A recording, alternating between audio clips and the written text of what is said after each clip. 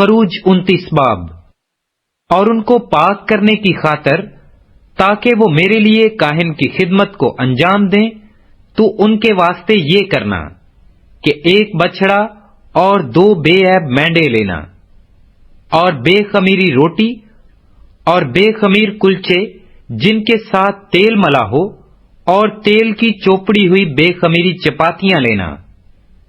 یہ سب گیہوں کے میدا کی بنانا، اور ان کو ایک ٹوکری میں رکھ کر اس ٹوکری کو بچڑے اور دونوں مینڈوں سمیت آگے لے آنا۔ پھر ہارون اور اس کے بیٹوں کو خیمہ اجتماع کے دروازہ پر لا کر ان کو پانی سے نہلانا،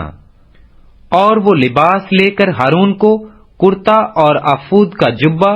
اور آفود اور سینہ بند پہنانا، اور آفود کا کاریگری سے بنا ہوا کمربند اس کو باندھ دینا، اور امامہ کو اس کے سر پر رکھ کر اس امامہ کے اوپر مقدس تاج لگا دینا، اور مسح کرنے کا تیل لے کر اس کے سر پر ڈالنا اور اس کو مسح کرنا۔ پھر اس کے بیٹوں کو آگے لا کر ان کو کرتے پہنانا، اور ہارون اور اس کے بیٹوں کے کمر بند لپیٹ کر ان کے پگڑیاں باندھنا، تاکہ کہانت کے منصب پر ہمیشہ کے لیے ان کا حق رہے، اور ہارون اور اس کے بیٹوں کو مخصوص کرنا۔ پھر تو اس بچڑے کو خیمہ اجتماع کے سامنے لانا، اور ہارون اور اس کے بیٹے اپنے ہاتھ اس بچڑے کے سر پر رکھیں۔ پھر اس بچڑے کو خداوند کے آگے خیمہ اجتماع کے دروازہ پر ذبح کرنا، اور اس بچڑے کے خون میں سے کچھ لے کر اسے اپنی انگلی سے قربان گاہ کے سینگوں پر لگانا، اور باقی سارا خون قربان گاہ کے پایا پر انڈھیل دینا۔ پھر اس چربی کو جس سے آنتڑیاں ڈھکی رہتی ہیں، اور جگر پر کی جیلی کو، اور دونوں گردوں کو، اور ان کے اوپر کی چربی کو لے کر سب قربان گاہ پر جلانا، لیکن اسے بچڑے کے گوشت اور کھال کو، گوبر کو خیمہ اجتماع کے باہر آگ سے جلا دینا، اس لیے کہ یہ خطا کی قربانی ہے۔ پھر تو ایک مینڈے کو لینا،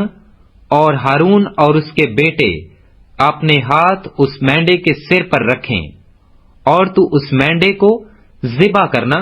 اور اس کا خون لے کر قربان گاہ پر چاروں طرف چھڑکانا، اور تو مینڈے کو ٹکڑے ٹکڑے کاٹنا، اور اس کی انتڑیوں اور پایوں کو دھو کر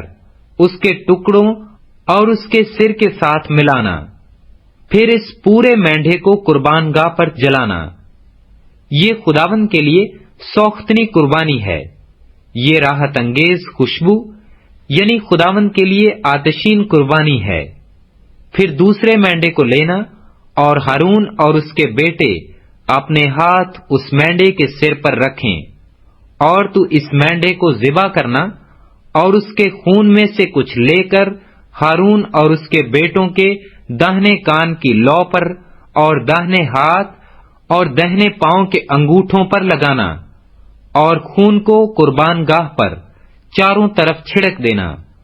اور قربان گاہ پر کے خون اور مسح کرنے کے تیل میں سے کچھ کچھ لے کر ہارون اور اس کے لباس پر، اور اس کے ساتھ اس کے بیٹوں اور ان کے لباس پر چھڑکنا۔ تب وہ اپنے لباس سمیت اور اس کے ساتھ ہی اس کے بیٹے اپنے اپنے لباس سمیت مقدس ہوں گے۔ اور تو مینڈے کی چربی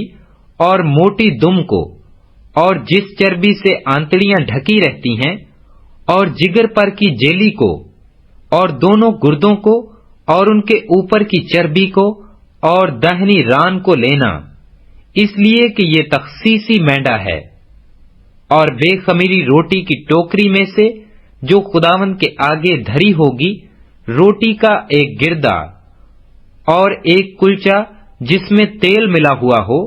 اور ایک چپاتی لینا، اور ان سبوں کو ہارون اور اس کے بیٹوں کے ہاتھوں پر رکھ کر ان کو خداوند کے روبرو ہلانا، تاکہ یہ ہلانے کا ہدیہ ہو۔ پھر ان کو ان کے ہاتھوں سے لے کر قربان گاہ پر سوختنی قربانی کے اوپر جلا دینا، تاکہ وہ خداوند کے آگے راحت انگیز خوشبو ہو۔ یہ خداوند کے لیے آتشین قربانی ہے۔ اور تو ہارون کے تخصیصی مینڈے کا سینہ لے کر اس کو خداوند کے روبرو ہلانا، تاکہ وہ ہلانے کا ہدیہ ہو، یہ تیرا حصہ ٹھہرے گا۔ اور تو ہارون اور اس کے بیٹوں کے تخصیصی مینڈے کے ہلانے کے ہدیے کے سینے کو جو ہلایا جا چکا ہے، اور اٹھائے جانے کے ہدیہ کی ران کو جو اٹھائی جا چکی ہے، لے کر ان دونوں کو پاک ٹھہرانا، تاکہ یہ سب بنی اسرائیل کی طرف سے ہمیشہ کے لیے ہارون اور اس کے بیٹوں کا حق ہو، کیونکہ یہ اٹھائے جانے کا ہدیہ ہے۔ سو یہ بنی اسرائیل کی طرف سے ان کی سلامتی کے ذبیحوں میں سے اٹھائے جانے کا ہدیہ ہوگا،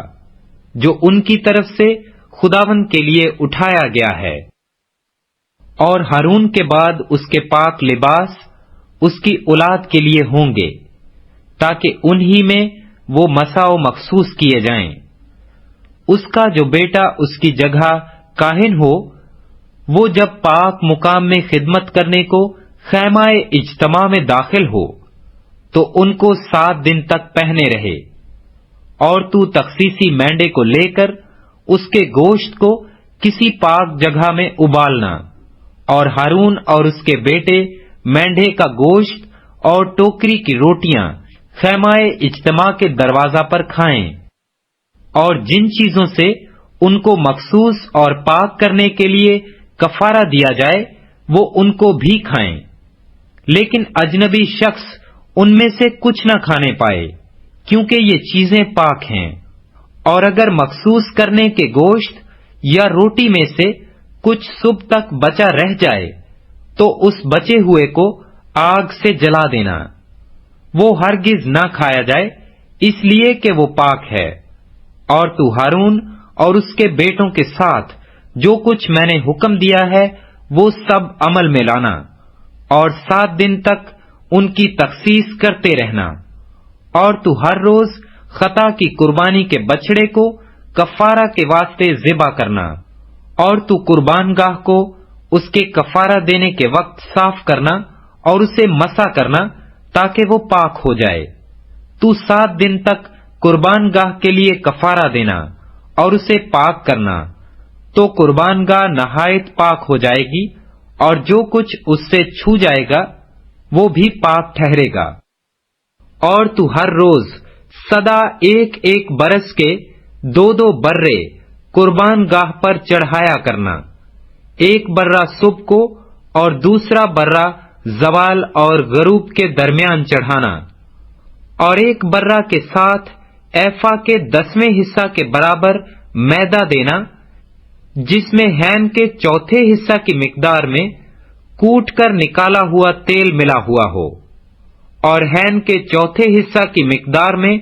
تپاون کے لیے میں بھی دینا۔ اور تو دوسرے برہ کو زوال اور غروب کے درمیان چڑھانا، اور اس کے ساتھ صبح کی طرح نذر کی قربانی اور ویسا ہی تپاون دینا، جس سے وہ خداوند کے لیے راحت انگیز خوشبو اور آتشین قربانی ٹھہرے۔ ایسی ہی سوختنی قربانی تمہاری پشت در پشت خیمہ اجتماع کے دروازہ پر خداوند کے آگے ہمیشہ ہوا کرے۔ وہاں میں تم سے ملوں گا اور تجھ سے باتیں کروں گا، اور وہیں میں بنی اسرائیل سے ملاقات کروں گا، اور وہ مقام میرے جلال سے مقدس ہوگا۔ اور میں خیمہ اجتماع کو اور قربان گاہ کو مقدس کروں گا، اور میں ہارون اور اس کے بیٹوں کو مقدس کروں گا، تاکہ وہ میرے لیے کاہن کی خدمت کو انجام دیں۔ اور میں بنی اسرائیل کے درمیان سکونت کروں گا اور ان کا خدا ہوں گا۔ تب وہ جان لیں گے کہ میں خداوند ان کا خدا ہوں، جو ان کو ملک مصر سے اس لیے نکال کر لایا کہ میں ان کے درمیان سکونت کروں۔ میں ہی خداوند ان کا خدا ہوں۔